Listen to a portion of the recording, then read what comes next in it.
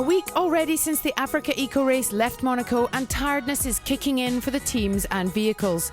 Arriving in Dakhla means a well-earned rest day. For the 6th year in a row, the teams get to recharge their batteries and give their vehicles the once-over right here on the beach. The sun is shining and the temperature is just right. Let's have a look at rest day on the AfricaEcoRace.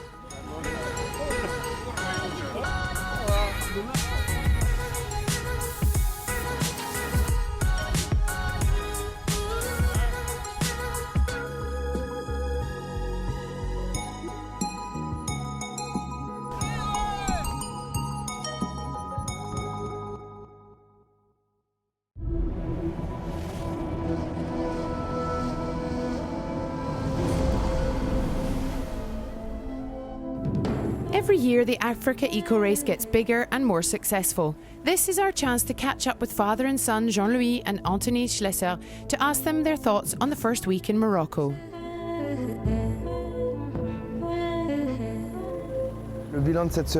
Overall, the week has been very positive. The rally has really grown. We had a lot of unanswered questions, such as how to deal with how much bigger the rally is. As organizer, my job is to make sure it all goes well. We've made it to Dakhla for a whole day of rest with no problems. Everything's going well for the moment, a good start. Very well. You know, we were a bit concerned about the arrival in Tangiers for the first time, but they welcomed us royally. It was fantastic. Tangiers was beautiful. After that, it started well. We were a bit cold at the beginning, as usual, near Erachidia. The stages were superb. Manfred found us beautiful landscapes. The teams loved it. They were all smiling. There's a battle in all the categories. We're happy to be in Dakhla with a bit of wind for a change. The weather's lovely. The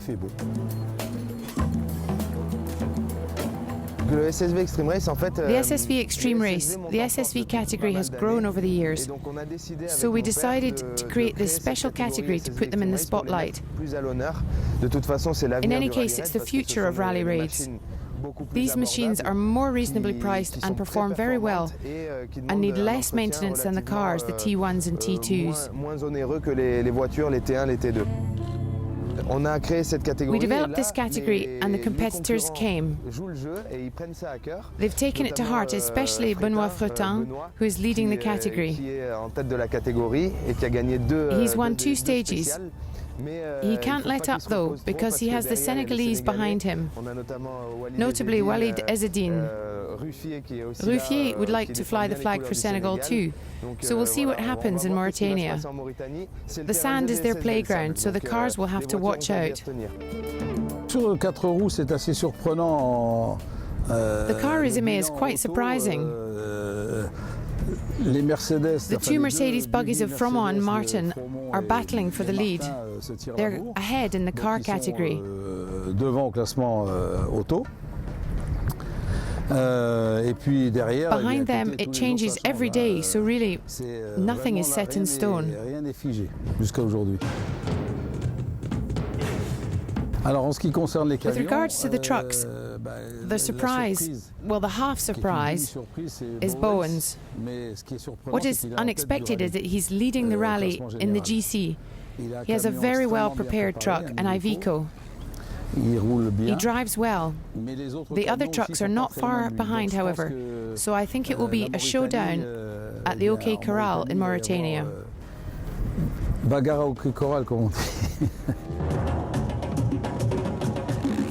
The big surprise in the bike category is Lyndon Poskett, who won a stage with a 9-minute lead. He rides fast. I hope he cools it a bit, because he is taking risks. To be 9 minutes ahead of Boturi and Olavalseter, you have to be riding very, very fast. In the lead is Boturi, Olavalseter very, very close. It's going to be like that until the end, because yesterday there were 4 seconds between them.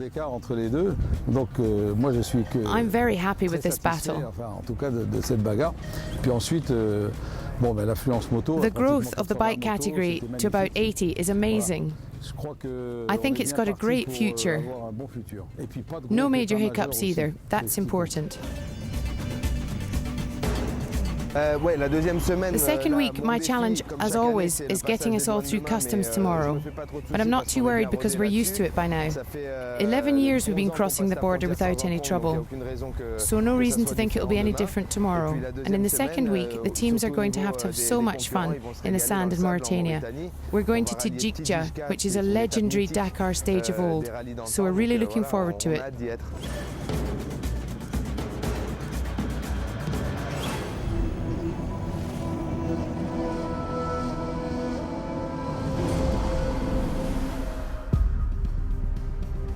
Everyone is itching to get to the sands of Mauritania. Will Igor Bowens of the Art of Speed team be the first truck on the top step of the podium?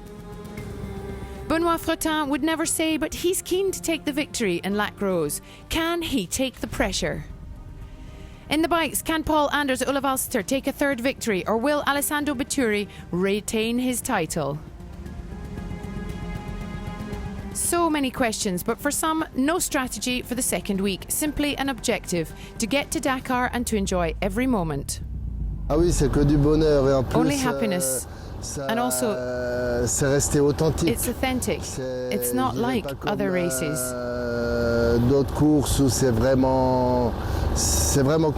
It's really friendly here. It's exactly what we were looking for. It's the Dakar of old, with people helping each other. The atmosphere, it's not just money that counts.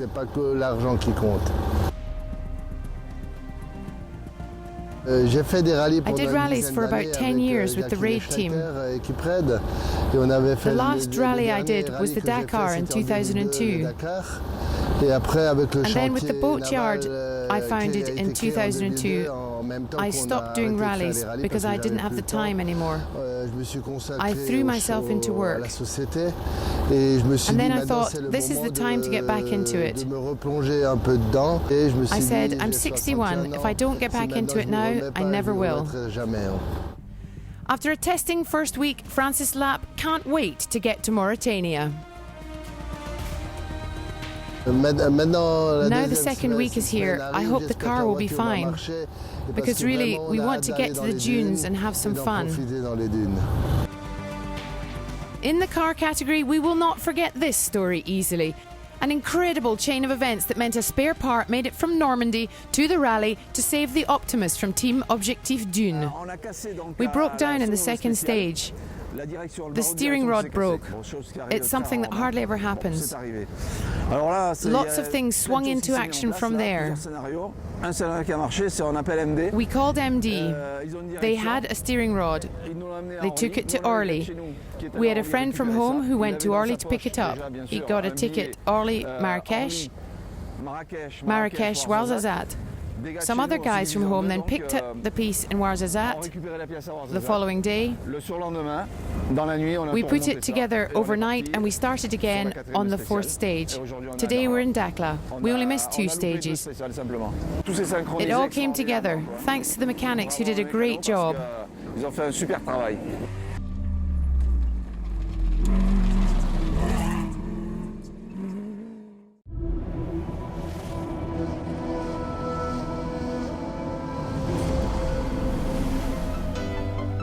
Mechanics certainly do a great job, but some opt to do the AfricaEcoRace without one.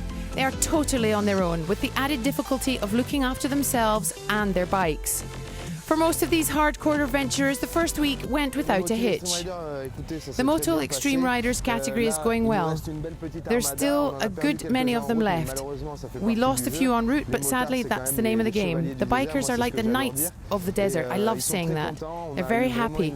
Along with Motul, we wanted to give them more support this year. So we gave them 2 trucks. Feedback from week 1 has been very positive. We have a real family feel within the Motul camp.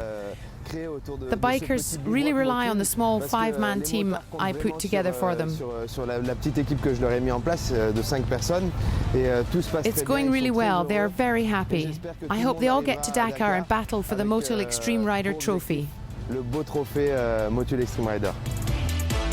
the Motul Extreme Rider category, Anders Berglund leads from Amaury Baratin and the Senegalese rider Mamadou Bokoum.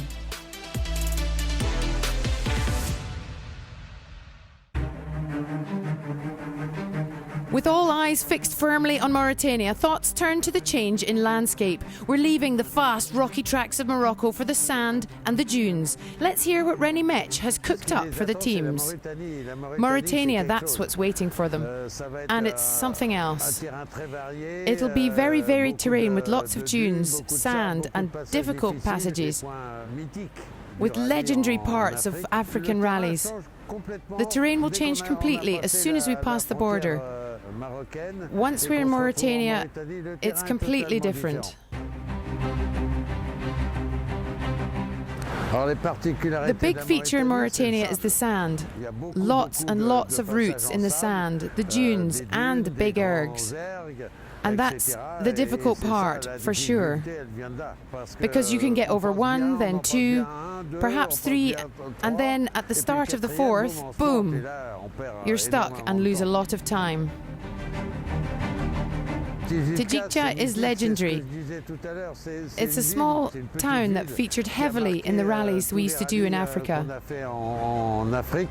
We're going to a pass whose name I won't mention because Manfred will be talking about it in the briefing tonight.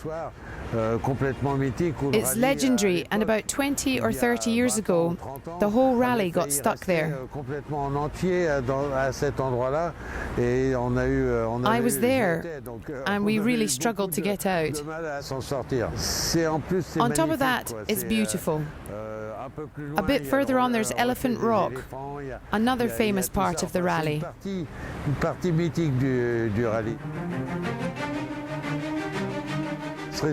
The icing on the cake is Senegal. Sadly, for security reasons, we don't do any stages there. We stick to the beach. It's already pretty risky because there's so many people in Senegal. So we can't race through the villages and towns. We need to respect that. We try to encourage visits to Senegal and to promote it.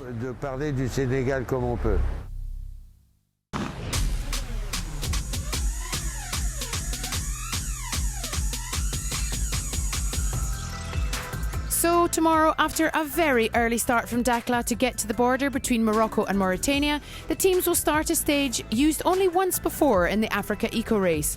In all, 176 kilometres of time staged between Ars Melat and Chamy. But before that, here are some of Morocco's best bits. See you tomorrow. Bye-bye.